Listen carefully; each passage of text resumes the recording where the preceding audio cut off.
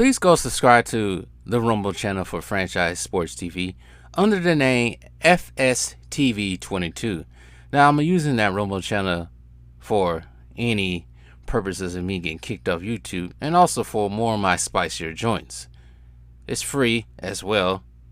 I have the freedom to say whatever I want to say as well. So go subscribe to FSTV22. That is Franchise Sports TV 22 on Rumble.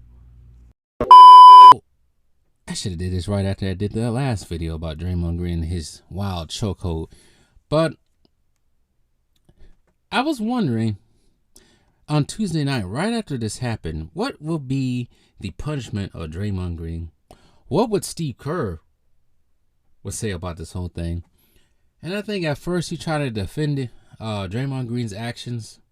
From what I heard, I guess he didn't agree with Rudy Gobert going out there putting hands on Klay Thompson. He thought it was wrong that a opposing player would do that.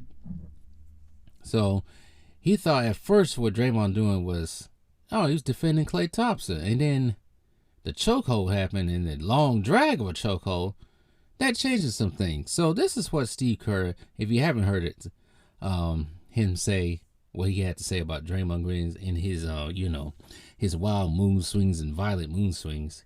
Here it is right here. But there was one thing that had me questioning a whole bunch of stuff. Draymond was defending Klay, but seeing the tape back, seeing everything, do you think that Draymond took it a little bit too far? Yes, he definitely took it too far. I didn't have a problem with him getting Rudy off of Klay because, the rule of thumb is you don't put your hands on another player on the other team. You get your own guy. And so I thought Rudy was wrong for putting his arms on Klay, regardless of his intentions. So I had no problem with Draymond getting him off of him, but he's got to let go. And he hung on for 6-7 seconds. And it was a terrible visual for the league, for Draymond, for everybody. So Draymond was wrong. He knows that. It's a bad look. The 5 games is deserved, and we move forward. A quick follow-up to that, too, because Draymond's fire and passion, you've talked about it. We all know how important that is to this team and what you guys have accomplished. But the league has also said, in this statement and then also back in that Kings series when he was suspended, like his past actions continue to play a role in these decisions. So how does he, the organization, navigate those types of things and making sure this doesn't continue to happen? It's a great question, and it's something we are working hard on behind the scenes. Draymond has to find a way to not cross the line.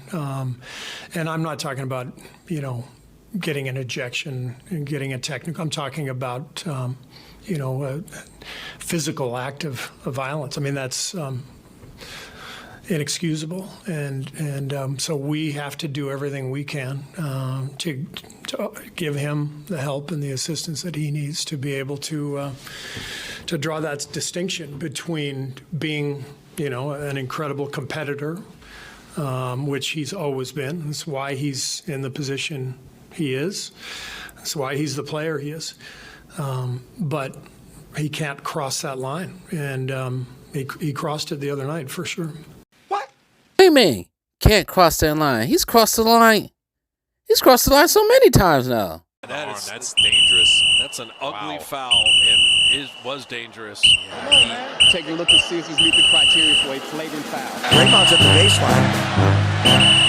Oh, what was that? He got wrapped around the neck. I don't know whether he took an elbow first. See what they...